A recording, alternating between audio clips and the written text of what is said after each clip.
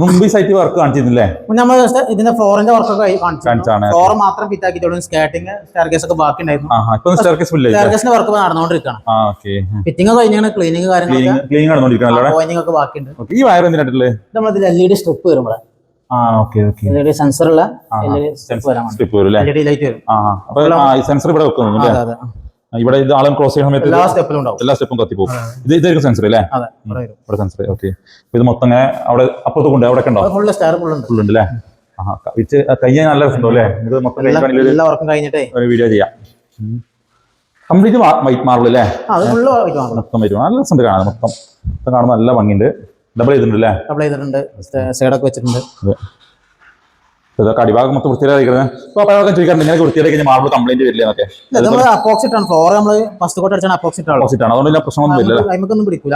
Clean ആക്കിക്കൊണ്ടിരിക്കണം. Clean ആക്കിക്കൊണ്ടിരിക്കണം.